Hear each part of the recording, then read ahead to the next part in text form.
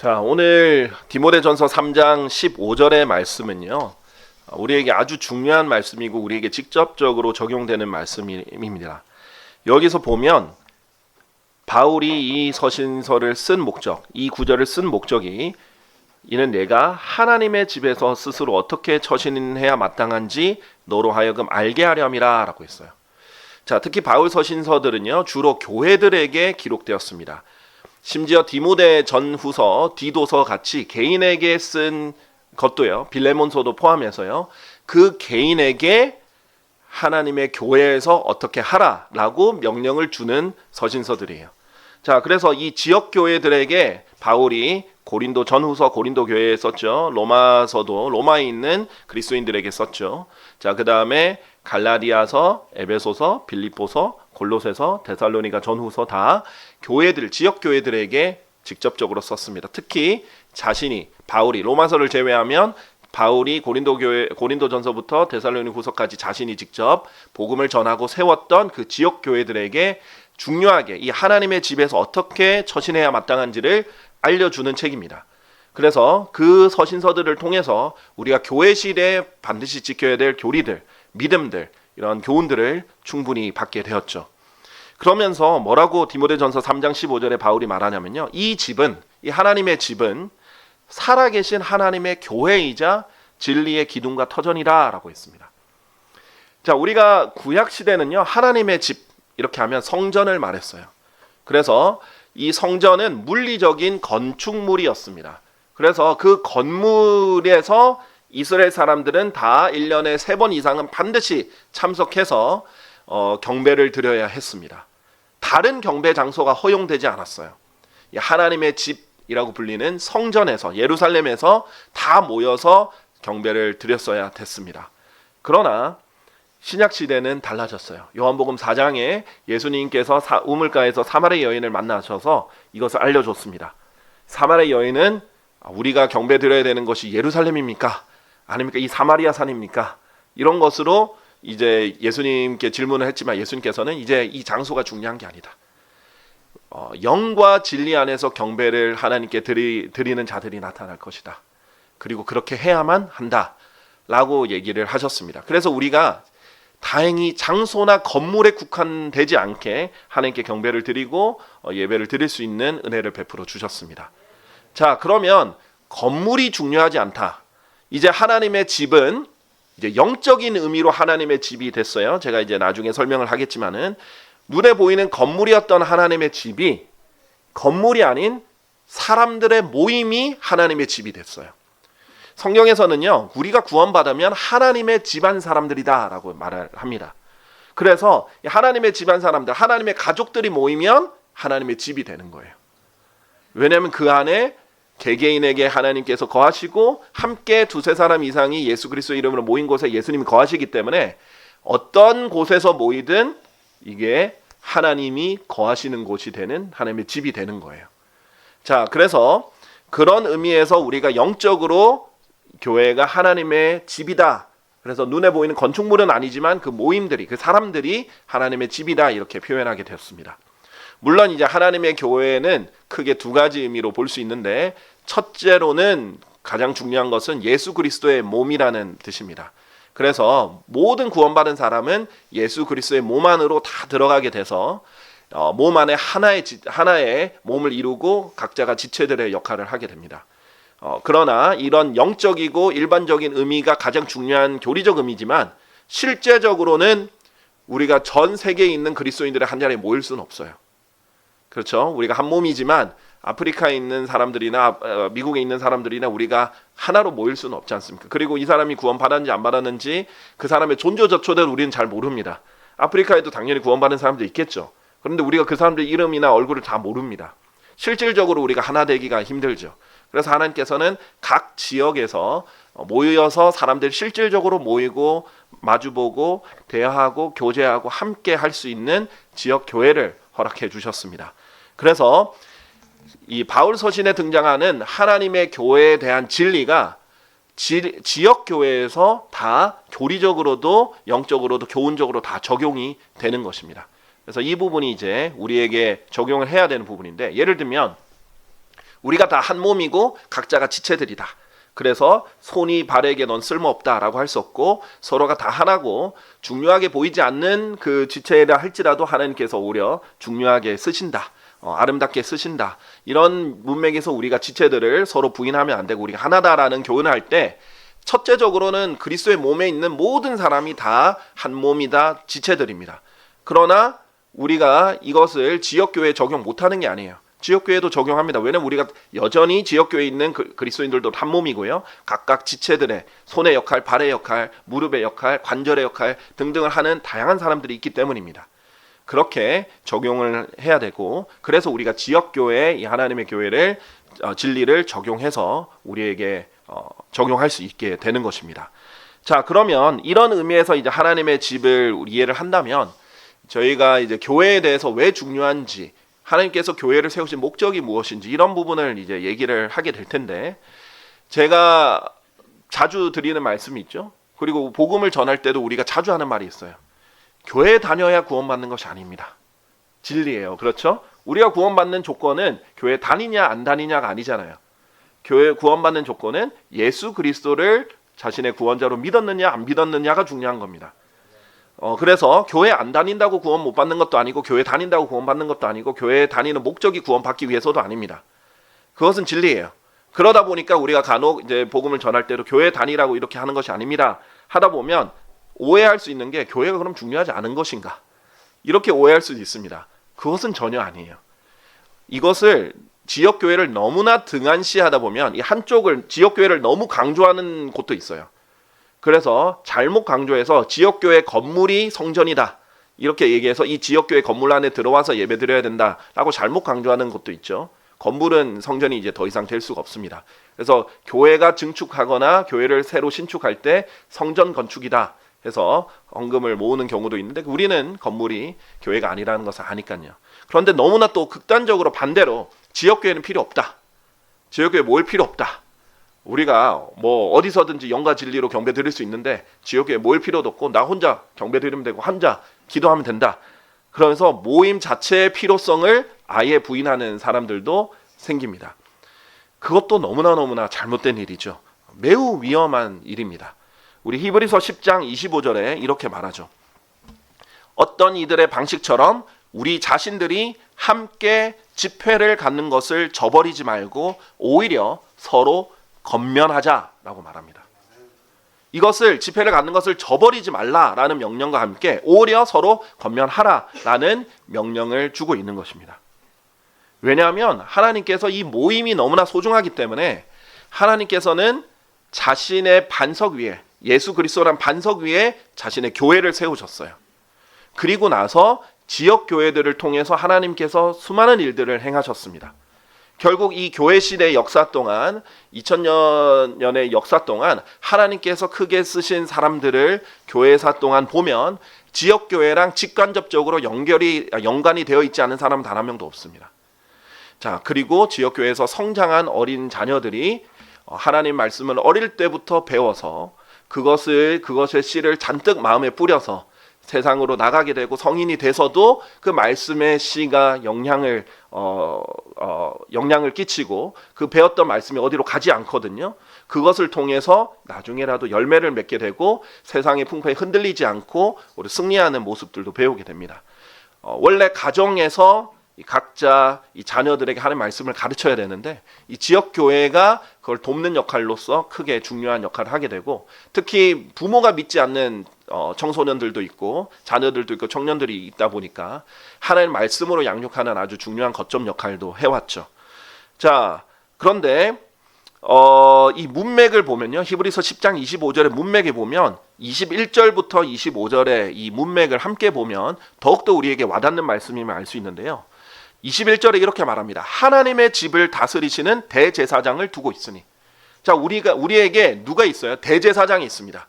이스라엘에게 대제사장은 누구예요? 아론과 아론의 자손들이었죠. 우리의 대제사장은 레위인이 아닙니다. 예수님은 레위인이 아니죠. 레위 지파 사람도 아니에요.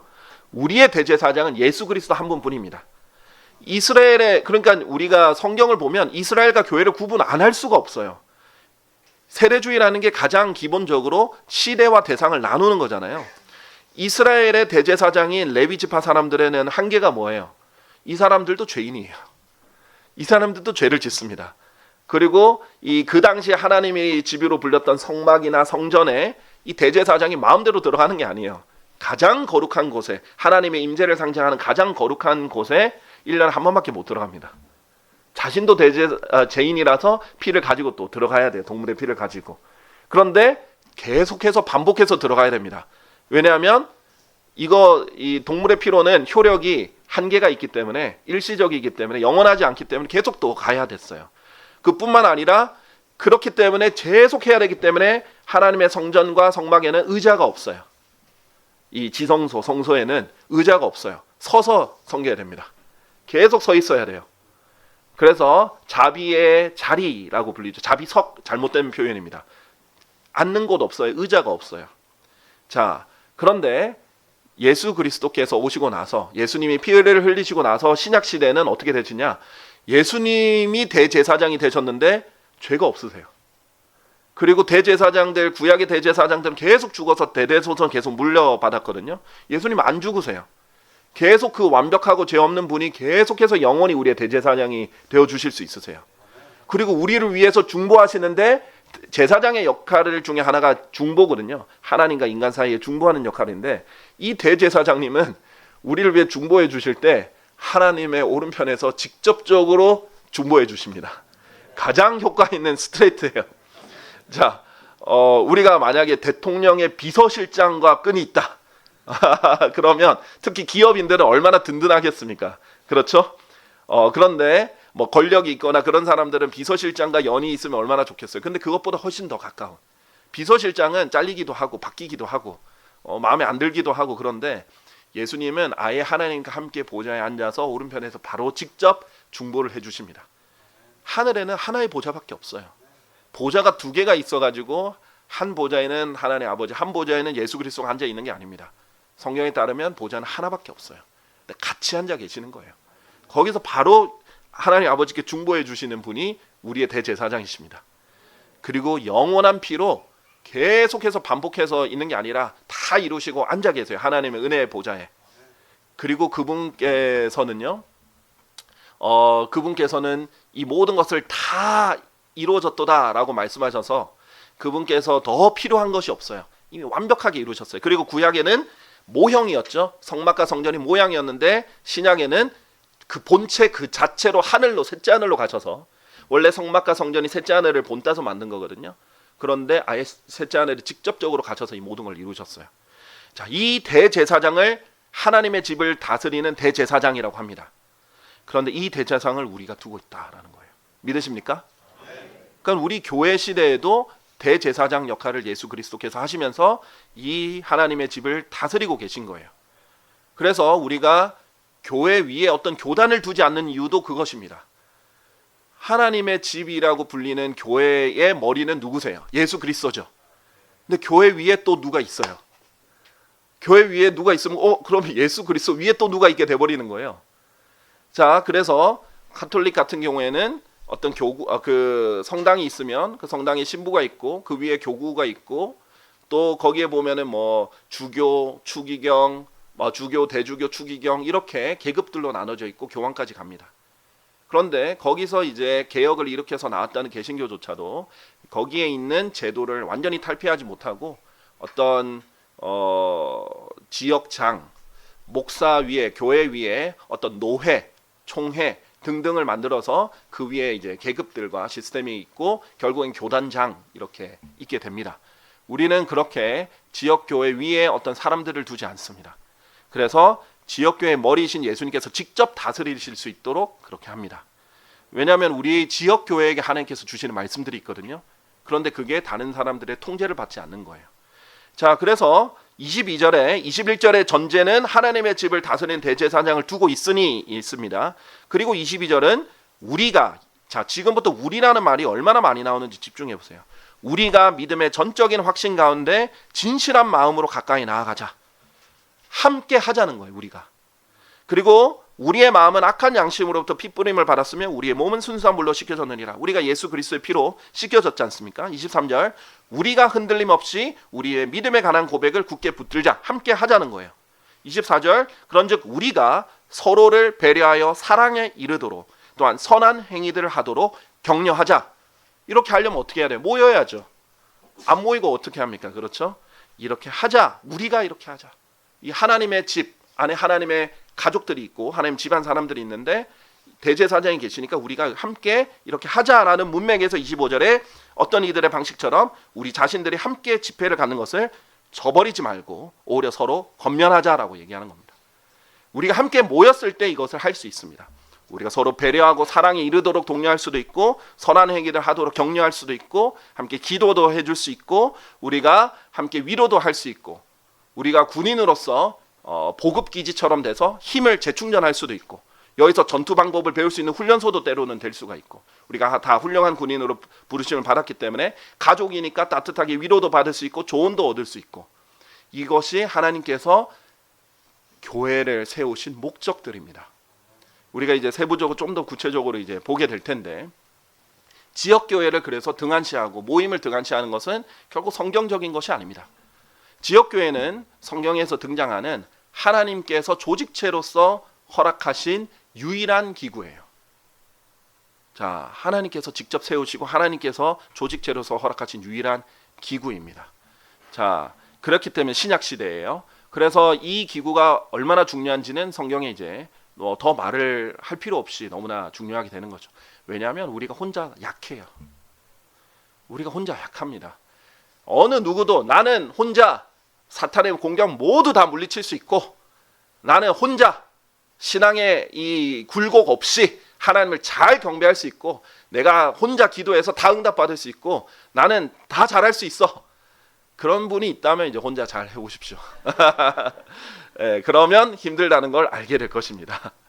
자, 그래서 우리가 서로 이제 사랑하는 형제 자매로서 이렇게 우리 집회에 모이게 됐는데 중요성을 몇 가지를 얘기를 하고 교회의 특성을 좀 설명을 드리겠습니다. 우리 마태복음 18장 18절에서 20절 아주 중요한 말씀이 있는데 예수님께서 직접 이렇게 말씀하셨어요.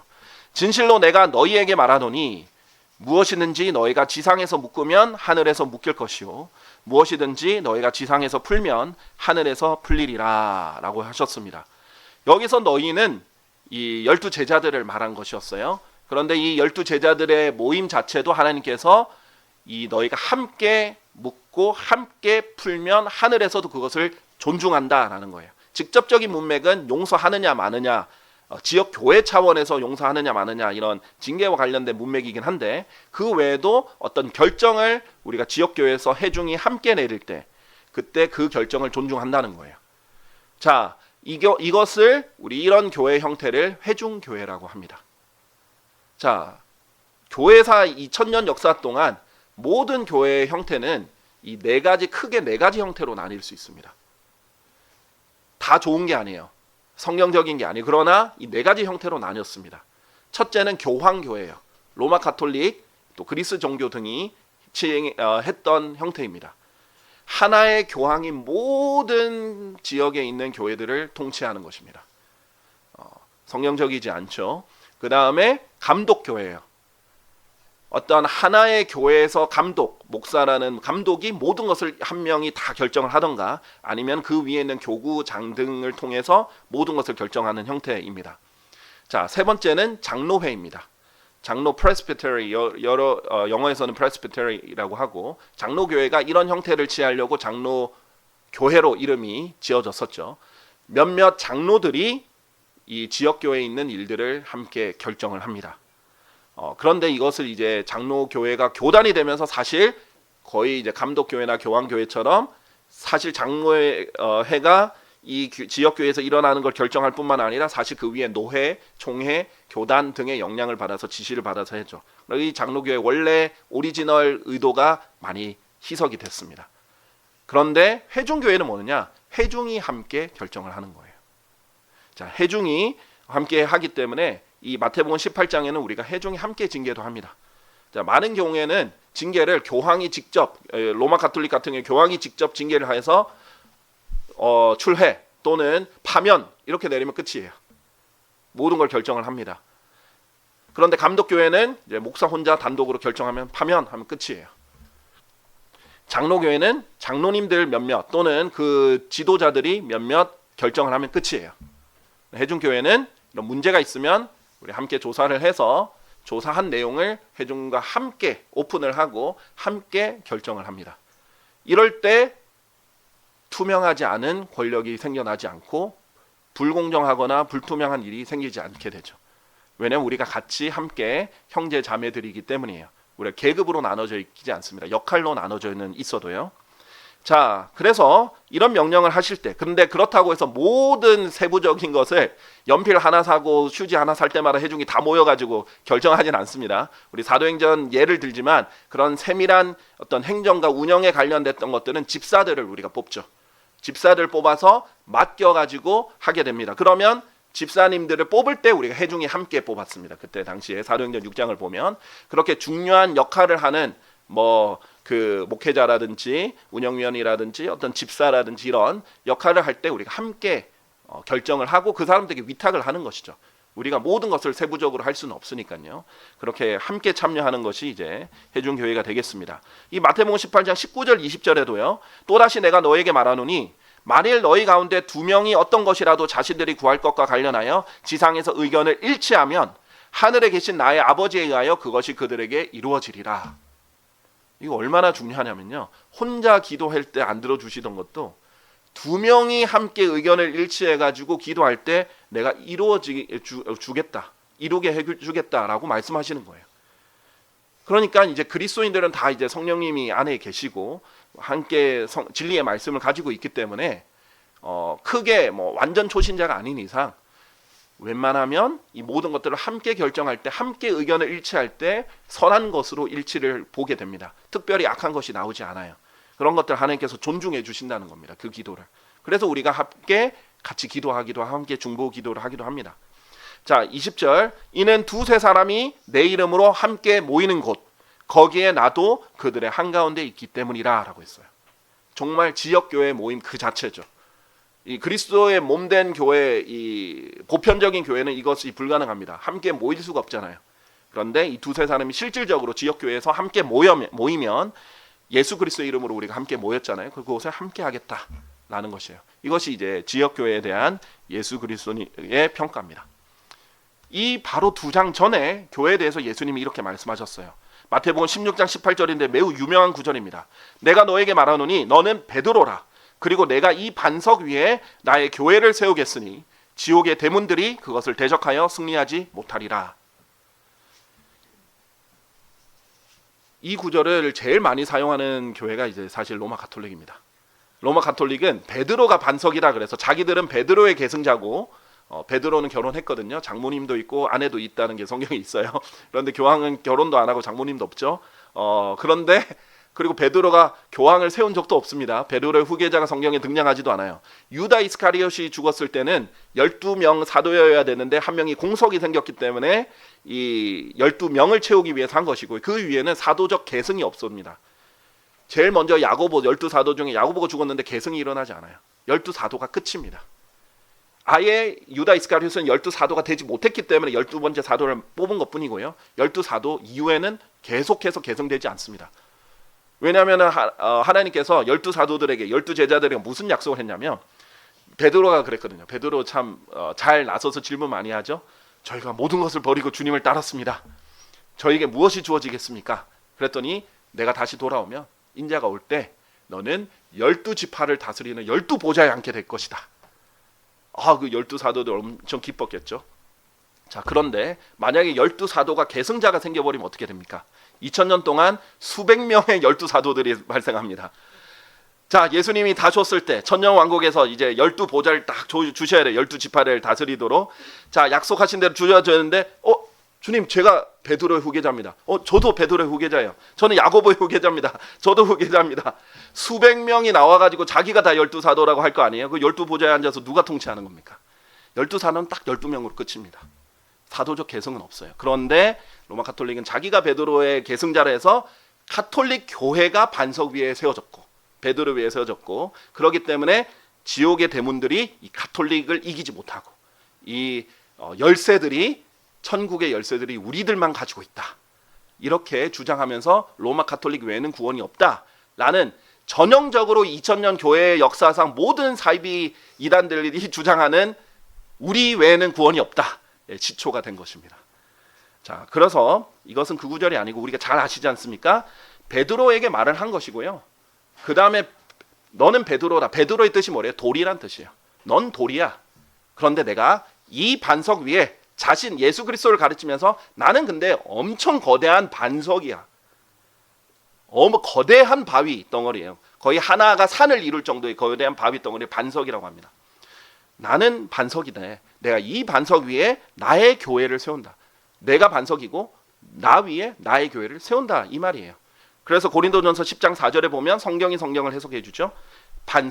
그 반석은 그리스도셨느니라. 성경에서 정확하게 말씀하십니다.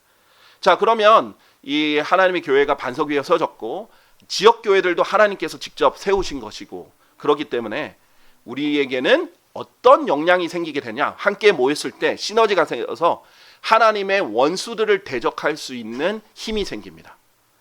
각각 한 명씩 싸우면 각계 전투하면 큰 전투를 이기지를 못해요. 개인의 전투는 이길지를 몰라도 큰 전투에서 승리하려면 우리가 함께 싸워야 돼요. 함께 싸울 때 힘이 그냥 더하기가 아니라 곱하기 제곱으로 돼서 훨씬 더 큰 시너지를 냅니다. 함께 싸울 때 전술도 나올 수 있고 함께 싸울 때 역할을 나눠서 하나에 집중하기도 할 수 있습니다. 군대에서 보면 치사병도 있고 운전병도 있고 다양한 병과들이 있지 않습니까? 왜? 이것에 집중하게 만들려고 하는 것입니다. 그렇게 해서 지옥의 대문들에게 승리하지 못하도록 하나님께서 사용하시기도 한다는 겁니다. 자, 그러면 우리가 이런 것들을 보았을 때 하나님께서 영적 건축물로 하나님의 집안을 말씀한 구절 한 구절을 보고 목적에 대해서 좀 자세히 보도록 할게요. 에베소서 2장 19절에서 22절입니다. 에베소서 2장 19절에서 22절. 교회가 하나님의 집이다, 건축물이다 라는 구절들 보고 넘어가겠습니다. 그러므로 이제 너희는 그리스도인들이죠. 더 이상 타국인들도 아니요 외국인들도 아니니 오직 성도들과 같은 동료 시민들이요 하나님의 집안에 속한 자들이라. 그리고 너희는 그리스도인들이죠. 사도들과 예언자들의 기초 위에 지어졌으며 지금 건물로 비유가 됩니다. 우리가 예수 그리스도께서 친히 최고 모퉁이돌이 되셨느니라. 예수님이 반석이자 최고 모퉁이돌이에요. 자, 그런데 뭐예요? 모퉁이돌은 보통 구석에 있잖아요. 그런데 예수님은 머릿돌이자 모퉁이돌이라고 불리고 여기서도 최고 가장 높이 있는 모퉁이돌이라는 거예요. 보통 건축물에서는 이렇게 될 수가 없습니다. 모퉁이돌은 구석이 있어요. 어떻게 이것이 가능하냐? 피라미드 형태처럼 이 모퉁이돌이 곧 이렇게 뒤집으면 바로 가장 위에 있는 머릿돌이 될 수 있는 형태예요. 그러면 무슨 말이냐? 이 지상에 있는 모든 건물은 다 아래에서 위로 지어집니다. 지상에 사람들이 이루려는 왕국도 그렇고 가정도 그렇고 다 이렇게 아래에서 위로 세워나가요. 그러나 하나님의 건물은 위에서 아래로 지어집니다. 예수 그리스도라는 반석과 최고 모퉁이돌로부터 시작해서 우리가 사도들과 예언자들 기초 위에 지어지고 있고 그 다음에 우리가 하나하나 살아있는 돌이 됩니다. 예수 그리스도처럼. 그래서 베드로전서에서 우리가 살아있는 돌이다 우리도. 그래서 유명한 아프리카 선교사 중에 한 명이 데이빗 리빙스톤이죠. 리빙스톤의 뜻은 살아있는 돌이라는 뜻입니다. 그래서 우리도 살아있는 돌이다 라고 말씀하셔서 살아있는 그래서 건축물이 되는 거예요. 그래서 지어져 가고 있습니다. 근데 위에서 아래로 지어가고 있습니다. 이 건물은 하늘로부터 내려오는 건물이에요. 우리가 그 일원이 되는 거예요. 거기에 하나님이 머무시겠다는 겁니다. 우리의 개개인에게도 성령님이 머무시지만 우리 개개인의 몸도 하나님의 성전이지만 하나님께서는 이 그리스도인들의 모임에도 함께 하겠다라는 것입니다. 그래서 21절에 보면 그분 안에서 건물 전체가 다 같이 적합하게 틀이 맞춰지고 주 안에서 하나의 거룩한 전으로 자라나가느니라. 유일하게 성장하고 자라나가는 건축물이에요. 살아있거든요. 영적인 건축물이에요. 22절 그분 안에서 너희 역시 성령을 통하여 하나님의 거처로 함께 지어져 가느니라. 그래서 우리 모두가 다 중요합니다. 돌 하나도 안 중요한 돌이 없어요. 다 같이 적합하게 틀이 맞춰져야 되고 함께 지어져 가야 되고 함께 성장해 나가야 됩니다. 자, 그러면 이 교회 하나님의 집이라는 영적인 하나님의 집으로서의 교회 왜 필요한지, 무엇이 중요한지, 어떤 목적인지 하나씩 보도록 하겠습니다. 첫째, 우리가 가져야 되는 자세입니다. 하나님의 집을 사모해야 합니다. 우리가 이 건물이 성전은 아니지만 우리 모임은 성전이에요. 우리 성전으로 자라나간다고 했잖아요. 이 집을, 하나님 집을 사모해야 됩니다. 구약에 이렇게 하나님의 집을 사모했던 대표적인 인물이 있는데 다윗이에요. 다윗이 하나님 집을 얼마나 사랑했냐면요, 나는 백향목으로 지어진 집에 거하는데 하나님의 언약궤는 저기 천막에 있구나. 너무 가슴 아파서 하나님의 집을 사랑하는데 너무 자기가 봤을 때는 초라해 보이는 거예요. 자기가 사는 데 비하면. 그래서 내가 하나님의 집을 지어드려야겠다라고 각오를 했고, 그 각오에 하나님께서 감동하셔서 다윗의 언약이라는 영원한 언약을 주십니다. 너 나를 위해서 집을 지으려고 했지? 나는 너의 집안을 영원히 세워줄게. 내가 너의 집을 영원히 세워줄게 하고 약속 줍니다. 그런데 다윗은 너무 전쟁을 많이 해서 피를 흘렸으니까 내 집은 안식의 집이고 화평의 집이니까 너의 아들, 화평의 아들이 짓게 하겠다. 그러나 그 마음은 받으시고 이 언약을 주십니다. 그래서 사실은 솔로몬의 성전이라고도 하지만 저는 다윗의 성전이라고도 부르고 싶을 정도예요. 왜냐하면 솔로몬이 직접 건축은 했지만 솔로몬 때 그 재료들은 다윗이 다 모아놨어요. 자기가 건축을 못해서 너무 아쉬워가지고 준비를 다 해놨습니다. 그 약속도 하나님께 말씀드리고 약속 받은 것도 다윗이고요. 그래서 이 다윗이 얼마나 하나님의 집을 사모했느냐. 그 당시에는 천막에 불과했어요. 아직 성전이 지어지기도 전인데도 이렇게 표현합니다. 시편 23편 6절에 제 생애의 모든 날들에 선하심과 자비가 확실히 저를 따르리이다. 그런즉 제가 주의 집안에서 영원토록 거하리이다. 다윗은 자기가 사는 그 희양찬란한 왕궁보다 천막에 있는 하나님 말씀이 있는 그 천막을 더 좋아했어요. 내가 영원토록 여기 거하겠다. 시편 27편. 그래서 하나님의 언약궤를 원래 빼앗겼었잖아요, 필리스티인들에게. 그게 다시 돌아와서 오베데돔 집에 있었습니다. 그것을 너무나 사랑해서 빨리 하나님의 언약궤를 가져와라 해서 자기 바로 옆에 두려고 예루살렘에 가져온 거예요. 이 하나님의 집을 얼마나 사랑했냐면 하나님의 집의 핵심은 언약궤거든요. 언약궤 없으면 안고 없는 찐빵이 되는 겁니다. 그래서 언약궤를 와야 지성소에 갖다 놔야 이게 하나님의 집이 완성이 되는 거라서 바로 이 언약궤를 가지고 오려고 한 번에 실패가 있었지만 두 번 다시 노력해서 데리고 와서 자기 옆에 두기 위해서, 자기 수시로 거기에 드나들기 위해서 거기에 옆에 둔 것입니다. 시편 27편 4절에 보면 내가 주께, 이것도 다윗의 시편이에요. 주께 갈구해 온 한 가지를 내가 추구하겠노라. 이는 나의 생의 모든 날들 동안 내가 주의 집안에서 거하려 함이니 주의 아름다움을 보고 그분의 성전 안에서 엽죽고자 함이니이다. 하나님께 물을 때 성전 안에서 묻고 그렇게 하거든요. 이걸 너무나 사모한 거예요. 다윗의 마음을 하나님께서 얼마나 소중히 여겼겠어요. 그러니까 정말 하나님의 마음에 맞는 사람이죠. 자, 그 외에도 기타 시편의 기자들, 이제 아마 다윗의 시편으로 추정되는 이 시편 기자들의 표현들을 보면요, 시편 92편 12절에서 15절에 이런 표현이 나옵니다.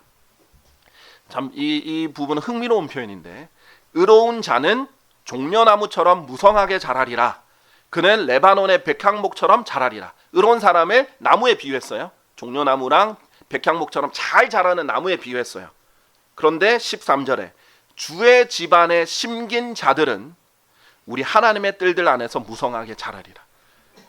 그런데 이 의로운 자를 종려나무와 백향목처럼 무성하게 자라는 이런 나무들을 비유한 의로운 자들을 주의 집안에 심긴 자들이다라고 표현합니다. 거기에 뿌리를 내리고 거기에서 성장하는 자들, 이런 자들이 무성하게 자랄 것이다 라고 얘기를 합니다. 14절 그들은 늙어서도 열매를 내리라. 그들은 기름지고 무성하게 자라리라. 15절 이는 주께서 올바르심을 보이고자 하심이라. 그분은 나의 반석이시니 그분 안에 불의가 전혀 없도다. 하나님께서는요, 이런 하나님이 계시는 곳에, 하나님의 이름이 있고 하나님이 거하시고 하나님 함께 하시는 그런 곳에서 뿌리를 내리고 열매를 내는 자들에게 주의 올바르심을 보이는 분이시다라는 것입니다. 요즘 시대는요, 너무나 쉬운 시대예요. 제가 요즘 시대를 하나의 특징을 보다 보면 너무 쉽다라고 표현하는 시대인 것 같습니다. 좋게 봐도 쉽고 나쁘게 봐도 쉬워요. 모든 걸 다 쉽게 할 수 있어요. 쇼핑도 쉽게 할 수 있습니다. 제가 어렸을 때 약간 상상을 못했어요. 그냥 뭐 클릭 한 번으로, 아니 뭐 버튼 한 번을 그냥 눌러서 알아서 물건이 집으로 바로 다다다닥 배달되는 그런 것을 상상을 사실 잘 못했어요. 그런데 이제 되잖아요. 쉽게 물건 사고, 쉽게 결정하고, 쉽게 다른 사람들 거 보고, 쉽게 정보를 수집하고, 쉽게 검색하고, 쉽게 결과가 나오는 그런 시대에 삽니다. 물건도 쉽게 찍어내고, 쉽게 바꿀 수 있고, 직장도 쉽게 바꿀 수 있고, 예전에는 천직이라고도 했죠. 예전에는 어떤 직업을 구하면 거기서 죽을 때까지 있기도 했습니다. 그래서 예전에 기업을 다니시던 분들은 내 기업이다 라는 생각에 뼈를 묻는 각오로 열심히 일하기도 하셨죠. 요즘은 너무 쉽습니다. 이직도 쉽고, 이거 바꾸는 것도 쉽고, 모든 것도 쉬워요. 결혼도 쉽게 하고, 이혼도 쉽게 하고, 모든 게 쉬워요. 다 그런 쉬운 시대다라는 생각이 들어요. 그러다 보니까 그런 이 악한 세대의 영향을 받아서 교회도 너무 쉽게 생각하는 사람들이 있어요. 아, 그냥 여기 와서 나 안 맞으면 또 바꾸지, 또 다른 데 가지, 안 맞으면 그만두지 뭐, 안 나오지 뭐. 너무 쉽게 생각을 하는 거예요. 그래서 원래 예전에 바울 시대 때만 해도 교회가 너무 소중하거든요. 그리스도인들이 모인 곳이구나. 이 지역에 이 그리스도인들이 모인 곳은 이곳밖에 없는 거예요. 너무나 소중히 여기고 거기서 헌신하고 거기서 징계를 받는 것은 두려워했어요. 내가 징계를 받으면 내가 갈 곳이 어디 있느냐. 그래서 고린도 교회 때 징계를 받은 그 사람이 나중에는 회개하고 돌아오잖아요. 제가 정말 하나님이 함께하는 이곳에 제가 있고 싶습니다. 회개하고 돌아와요. 요즘 시대는 그렇지 않습니다. 징계하면 다른 교회 가버리죠. 안 나오면 그만이죠. 그런 게 아닙니다. 그렇게 소중하지 않습니다. 그러다 보니까 뿌리를 내리지 못하고 열매를 내지 못하고 그런 경우들이 많이 있죠. 하나님 주신 것은 다 소중한 거예요. 하나님이 이렇게 해주셨습니다. 그러면 이거 정말 소중한 거예요. 하나님이 주신 가정입니다. 그럼 소중한 거예요. 끝까지 지켜야 돼요. 하나님이 주신 직장입니다. 소중한 거예요. 하나님 특별한 간증을 주셔서 옮겨야 된다는 걸 분명하게 보여주시면 이제 옮기되, 그때까지는 최선을 다해서 죽게 하듯 섬겨야 되는 거죠. 하나님이 인도해 주신 교회입니다. 그러면 뭐예요? 거기서 하나님 뜻이니까, 하나님 인도해 주셨으니까 최선을 다해서 섬겨야 됩니다. 그렇게 하나님의 것을 소중히 여기는 사람들이 돼야 되겠죠. 시편 84편 10절엔 유명한 구절이 있습니다. 이는 당신의 뜰들에서의 하루가 1000일보다 낫기 때문이니다. 하나님의 집에 뜰들에만 있는 것도 나는 악인의 다른 날 1000날들보다 훨씬 더 낫고, 또 사악함의 천막들 안에 거하기보다는 저는 차라리 나의 하나님의 집 안에서 문 지키는 자가 되겠나이다. 내가 차라리 그 세상 사람들과 술 먹는 자리, 뭐 이렇게 음란한 자리, 방탕한 자리에서 내가 거기 있는 것보다 난 차라리 하나님의 집에 문지기가 되겠습니다. 내가 아무것도 안 해도 되니까 그냥 이 하나님의 집에서 새로운 사람들을 맞이하고 인사하고 그런 역할을 하겠습니다. 아무도 안 보는 곳에서 내가 휴지를 줍더라도 내가 여기 있겠습니다. 이것이 훨씬 더 낫습니다. 내가 남이 모르는데 청소를 하더라도 난 여기가 있는 게 좋습니다. 근데 요즘에는 사람들 다 대접을 받잖아요. 그러다 보니까 어디 가도 다 왕 대접 받습니다. 서비스를 받아요. 그러니까 자기가 서비스를 하는 것, 서비스가 영어 뜻의 서비스가 한국말로 섬김이잖아요. 섬김을 다 받다 보니까 섬겨하는 걸 모르는 시대이기도 해요. 내가 섬기더라도, 다른 데서 섬김 받더라도 내가 여기서 섬기는 게 낫다. 이런 마인드로 하나님의 이 집을 소중히 여겨야 되겠죠. 시편 122편 1절에는 이렇게 말합니다. 그들이 나에게 말하기를 우리가 주의 집 안으로 들어가자 할 때 내가 반가워하였노라. 이게 기쁜 거예요. 우리 주의 집으로 가자. 내 일주일 동안 세상에서 정말 영이 혼이 괴로워하였는데 여기 오면 내가 하나님에 대해서 마음껏 얘기할 수 있고, 간증도 할 수 있고, 찬양도 할 수 있고, 기도할 수 있고, 남들이 승리하는 얘기도 들을 수 있고, 내가 위로도 해줄 수도 있고, 섬길 수도 있는, 여기서 정말 내가 낙원을 맛보는구나, 이렇게 생각하고 기쁨으로 다니는 사람은요 축축축축 성장하는 거죠. 그런데 이것도 불평, 저것도 불평, 이것도 싫어, 저것도 싫어, 그러면 이렇게 성장할 수가 없습니다. 너무나 귀한 환경을 하나님께서 주신 것이거든요. 왜 당연히 완벽한 교회는 없겠죠. 왜 문제가 없겠습니까? 사람들이 문제도 있고 어려움도 있고 뭐 어떤 사람은 의자가 마음에 안 들 수도 있고 어떤 사람은 테이블이 마음에 안 들 수도 있고 어떤 사람은 그 문지기가 마음에 안 들 수도 있고 어떤 사람은 음식이 마음에 안 들 수도 있고 어떤 사람은 분위기가 마음에 안 들 수도 있고 어떤 사람은 조명 색깔도 마음에 안 들 수 있고 왜 그런 게 없겠어요? 다 있겠죠. 그런데 중요한 것은 하나님께서 부족한 점을 보여주신 것은 내가 그걸 섬겨서 채워 넣으라는 거예요. 그런데 섬김 받을 생각만 하면 다 부족해요. 투성이에요. 우리나라 사람 특별히 잘하는 게 있죠. 평가하는 겁니다. 우리나라 사람들은 눈이 높아요. 수준이 높습니다. 전 세계적으로 수준과 눈이 높은 곳이 우리나라예요. 정말 그래요. 그래서 어떤 화장품이든 뭐든 브랜드가 출시할 때 한국에 먼저 출시해보는 브랜드들도 많다고 그러잖아요. 왜냐하면 여기에서 평가가 까다롭기 때문이에요. 그래서 눈이 높지만 그거는 섬김을 받는 사람의 입장에서 눈이 높아야 돼요. 근데 섬기는 자는 오히려 그런 게 보일수록 더 섬겨야 되는 것입니다. 그래서 하나님께서 이런 교회들을 주셨을 때 자세가 이렇게 중요하다라는 것을 첫 번째 알려드립니다. 자, 두 번째는 왜 우리가 교회를 다니는가? 왜 하나님께서 교회를 세워주셨는가? 정말 여러분 개개인의 유익을 위해서입니다. 하나님께서 자신의 집에 주시는 은혜들이 있어요. 자, 먼저 이것은 여러분이 좀 생소할 수 있습니다. 베드로전서 4장 17절 보겠습니다. 여러분이 하나님의 그 집에 열심히 참여하는 것을 저버리지 말아야 되는 중요한 이유 중에 하나, 또 하나님 주시는 은혜 중에 하나가 뭐냐면 심판받기 위해서입니다. 우리나라 사람뿐만 아니라 좋아하는 사람 별로 없겠죠. 나는 심판받기 위해서 교회 가야지. 이런 사람은 없을 겁니다. 그러나 베드로전서 4장 17절에 이렇게 말합니다. 이는 하나님의 집에서 심판을 시작해야만 하는 그때가 임하였기 때문이니 만일 그것이 우리에게서, 하나님의 집을 뭐라고 해요? 우리라고 말하죠. 우리에게서 먼저 시작한다면 하나님의 복음에 순종하지 않는 자들의 끝은 어떻게 되겠느냐 이렇게 합니다. 하나님은 모든 사람을 다 심판하시는 분이에요. 공정하시기 때문에 잘못했는데 심판 안 하시고 넘어가는 경우가 없어요. 그래서 그리스도인들이 죄를 지으면 하나님 심판하십니다. 내 지옥에 안 보내신다 이거예요. 구원받은 사람은 지옥에는 안 가요. 그러나 하나님께서 매질도 하고 징계도 하십니다. 용서를 구해서 죄들을 용서를 받으면 뿌린 대로 거두게도 하세요. 용서를 구하면 추가의 징계는 없을지언정 그래도 그 뿌린 대로 거두게는 하십니다. 하나님은 공정하세요. 그런데 그렇기 때문에 하나님의 집에서 먼저 심판하십니다. 그런 생각 드셨어요? 왜 저 믿지도 않는 세상 사람들은, 그리고 내가 아는 저 사람은 저렇게 안 좋은 짓도 많이 하고 불법도 많이 행하고 욕도 많이 하고 막 담배 피고 사람들 담배 피는 사람끼리 모여가지고 작당도 많이 하고 음모도 많이 하고 험담도 많이 하고 이렇게 많이 하는데도 왜 이렇게 승승장구하고 승진하고 잘되고 돈 많이 벌고 그렇게 하는가? 근데 나는 조금만 잘못해도 하나님께서 바로 탁 치시고 조금만 잘못해도 하나님 나를 가만히 내버려 두지 않는가? 여러분이 하나님 자녀라서 그렇습니다. 하나님께서 사랑하시는 자마다 징계하신다 그랬어요. 예, 오히려 자기가 자녀라고 하면서 징계를 안 받으면 사생하다 그렇게 말씀하셨어요. 아끼기 때문에, 여러분을 사랑하기 때문에. 여러분이 부모가 돼 보면 알잖아요.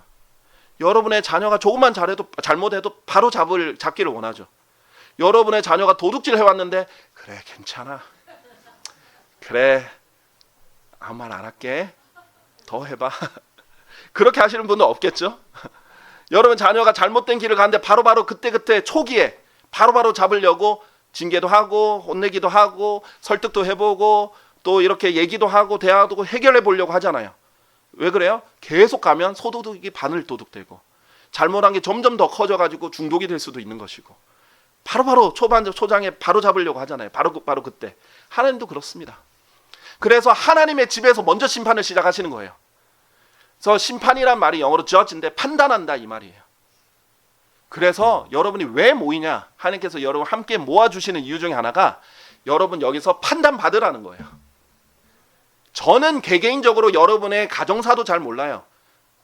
사실상 진짜 중요한 일로 저한테 꼭 상담 받아야 된다라고 오시는 분들은 오셔도 됩니다. 그러나 사실상 저는 알고 싶진 않아요. 여러분의 하나님의 말씀으로 스스로 해결할 수 있다면 그것이 제일 좋습니다. 네. 왜냐하면은 그걸 알게 되면 제가 설교할 때마다 목사님이 날 타겟으로 하나 보네 이렇게 생각할 수도 있어요. 내가 이거 말씀드렸는데 저는 한 4주 뒤에 얘기했는데 이거 나를 향해서 한 거야. 우리 가정을 향해서 한 거야. 나중에 저를 찾아와서 이 상담이라고 얘기했는데 나중에 삐지는 경우도 생겨요. 실족하는 경우도 생겨요. 저는 전혀 그걸 생각 안 했는데도. 물론 성숙한 분들도 많습니다. 해결하고 고마워하고 감사하고 오래 그래 단단해지시는 분들도 있지만 또 안 그런 분들도 있기 때문에 사실 저는 다른 가정사 별로 이렇게 관여하고 싶지도 않고 이렇게 뭐라 하고 싶지가 않아요. 그래서 저는 웬만하면 몰라요. 여러분 개인사, 가정사 잘 몰라요. 그러나 저는 그냥 그때그때 하나님께서 저에게 하라는 말씀을 기도하고 할 뿐입니다. 저는 기도할 때 하나님 지금 이때 가장 필요한 말씀 주십시오. 하나님께서 하시고자 하는 말씀 저에게 제가 입이 될 테니까 전달자가 될 테니까 그냥 전달해 주십시오. 라는 심정으로 전달하는 것뿐이에요. 그리고 설령 내가 어떤 일이 있는 걸 알았다 할지라도 그러면 하나님 보여주시는 시그널로 여기고 그것과 관련해서 준비해서 전할 수 있죠. 제 목적은 여러분이 파멸하는 게 아니에요. 멸망하는 게 아니에요. 여러분이 성장하는 것이고 바로잡히기를 원하는 것이고 극복하는 걸 원하는 겁니다. 제가 목자의 입장에서 왜 양들이 실족하기를 원하겠습니까? 양들이 잘 되길 원하죠. 그렇죠? 이게 목자가 돼봐야 그 심정을 알아요. 부모가 돼보면 알잖아요. 자식한테 혼낸다고 그 안 되길 원해서 혼내는 겁니까? 아니잖아요. 잘 되길 원해서 하는 거잖아요. 하나님께서 제게 역할을 원래 그 자리가 사람을 만든다고 얘 역할을 목자로 주다 보니까 그 양들에 대한 책임감이 있어요. 그리고 양들을 예수님이 사랑하듯 사랑해야 된다는 마음도 있습니다. 양들을 위해 기도하다 보면 연민도 생겨요. 사랑도 생겨요. 그럼 당연히 그런 좋은 마음으로 하지 제가 누구를 멸망시키려고 하겠어요. 그래서 설교를 들을 때 가장 좋은 마음 자세가 뭐예요? 하나님의 말씀으로 받아들여야지 사람의 말로 받아들이면 안 돼요. 제가 뭐 개인적인 얘기를 하더라도 적어도 성경 구절들 얘기할 때 하나님의 말씀은 받아들이세요. 네, 그러면 됩니다. 그럼 절대 실족하지 않습니다. 자, 그래서 심판은 여기서 먼저 시작하셔야 돼요. 하나님. 그래서 하나님의 말씀으로 여러분을 먼저 그 양날검으로 먼저 후벼 파실 수 있습니다. 망치 같은 말씀으로 여러분을 두드려 팰 수도 있어요. 완악한 마음을 깨부실 수도 있습니다. 이 창과 같은 마음으로 찌를 수도 있어요. 목과 같은 말씀으로 이렇게 찌를 수 있습니다. 받아들이세요. 자기를 그 기회로 여기세요. 내가 매주 사람은 원래 자기 자신을 객관적으로 잘 못 봐요.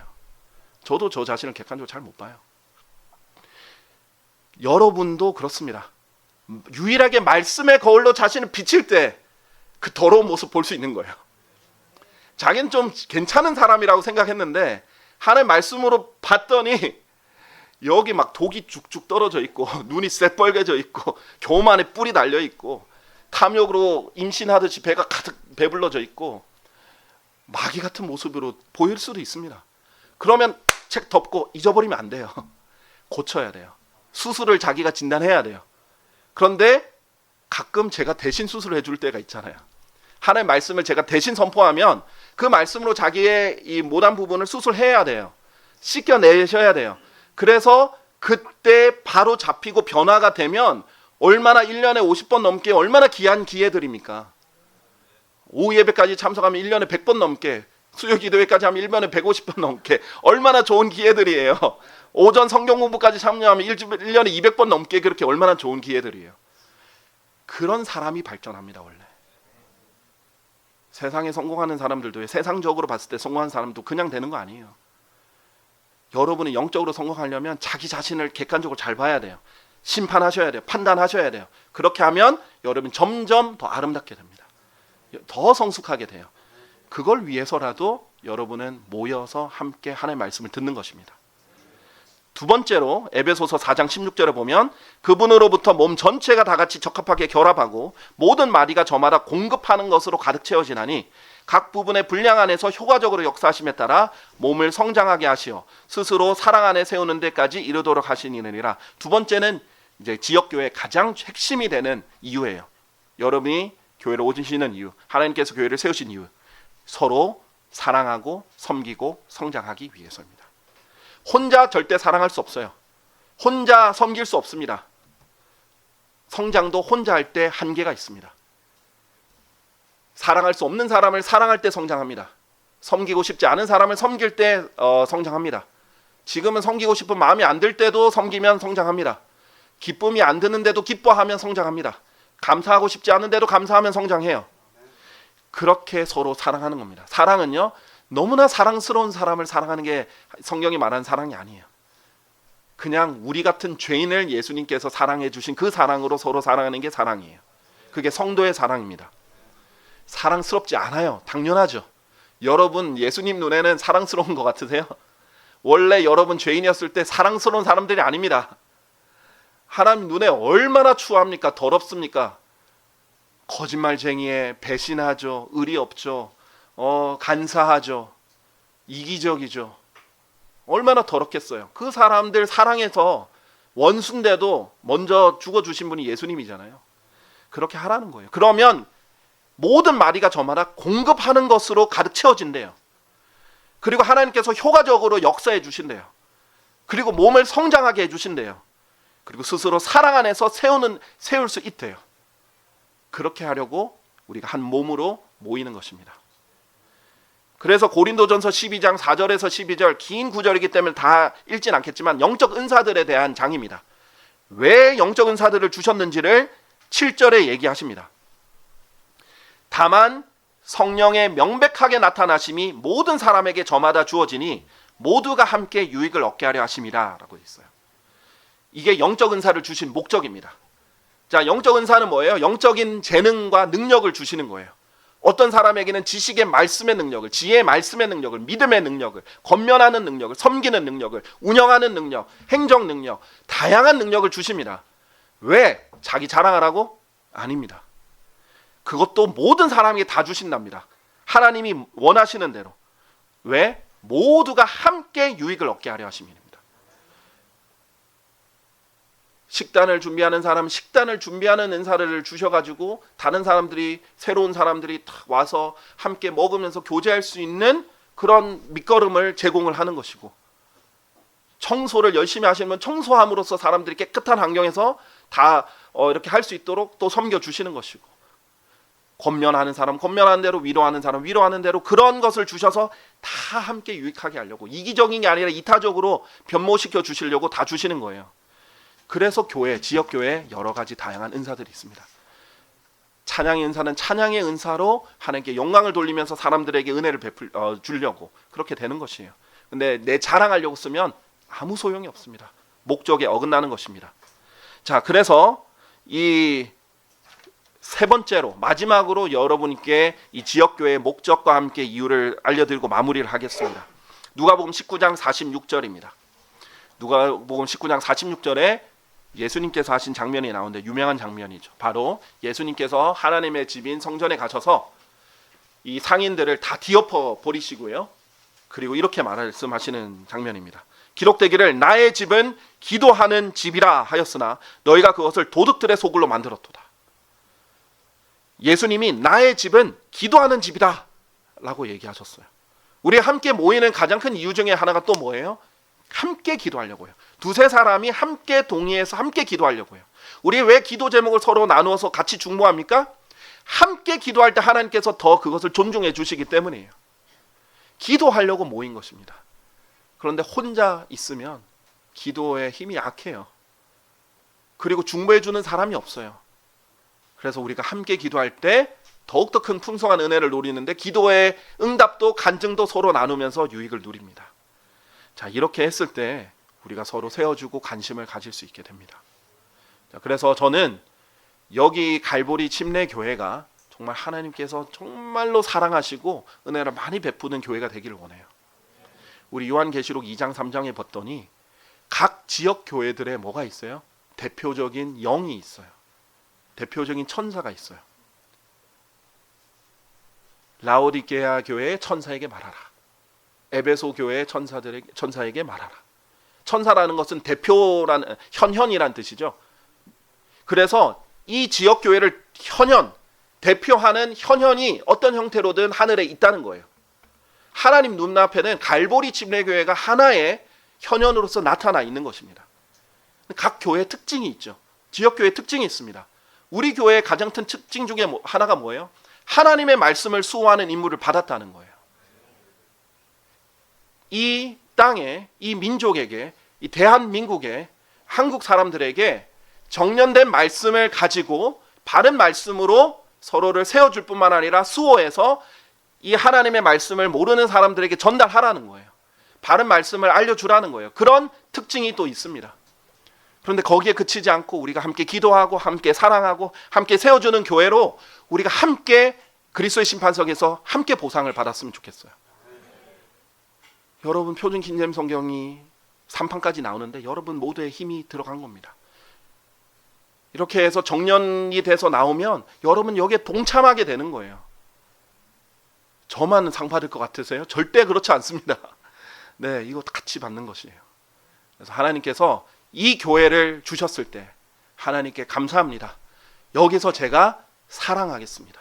섬기겠습니다. 여기서 제가 저를 심판하고 판단하겠습니다. 이 하나님의 지역교회를 제가 더 사랑하겠습니다. 이런 마음으로 서로 세워주는 그리스도인들이 됐으면 좋겠습니다. 제가 이렇게 해서 원래 끝내야 되는데 제가 마지막으로 당부하는 거 깜빡했어요. 그래서 새로 오시는 분들 너무 소중하잖아요. 저희 교회가 거의 매주 새로 오시는 분들이 있어요. 그런데 이제 우리 교회 성도님들은 너무 거룩하셔가지고 새로 오신 분들 오면 속으로만 기도하고 넘어가시는 분들이 계신데 조금 더 친절하게 이분들이 잘 정착할 수 있게 이분들 우리가 세워줄 수 있게 혼자 얼마나 어색해요. 처음에 왔을 때 어디로 가야 되는지도 모르겠고 뭘 해야 되는지도 모르고 어디 앉아서 식사해야 되는지도 모르겠고 두 번째 세 번째 왔을 때도 좀 친한 사람도 없고 이럴 때 어떻게 해야 돼요? 한 명이라도 더 가서 새로운 사람 보면 인사도 더 하고 좀 같이 교제도 하고 좀 어색하지 않게 세워주고 이렇게 해서 저희 교회가 더 튼튼해졌으면 좋겠습니다. 더 끈끈해졌으면 좋겠고요. 감사합니다. 우리 다 같이 일어나셔서요. 찬송가 440장 찬송가 440장 그 어디나 천국 일세 이 찬송으로 하나님께 영광을 돌리겠습니다. 그런데 이 찬송 부르기 전에 반주자께서 반주할 때 오늘 말씀을 듣고 여러분이 하나님께 반응하는 시간 되시길 바랍니다. 하나님께서 세상으로부터 우리를 불러내 주셨는데 그래서 함께 모이게 해주셨는데 그 큰 은혜와 사랑을 혹시나 내가 간과하고 살았는지 한번 살펴보시길 바랍니다. 내가 혹시나 이것을 너무 쉽게 여겼는지 생각해보는 기회 되시길 바랍니다.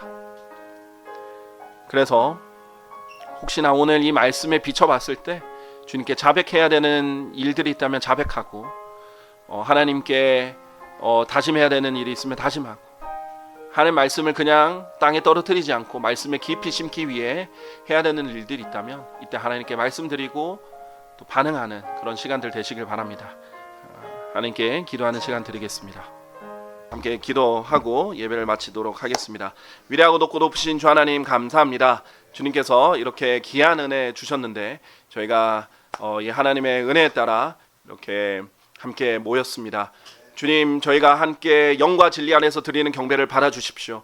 우리가 드리는 찬양과 기도를 경청해 주실 간구드립니다. 그리고 저희가 하나님 말씀을 들을 때 겸손한 마음으로 또 선하고 정직한 마음으로 받아들이오니 주님께서 성장하게 해주시고 열매 맺게 해주시길 간구드립니다. 주님께 모든 영광을 돌립니다. 곧 다시 오실 주 예수 그리스도의 이름으로 기도드렸습니다. 아멘.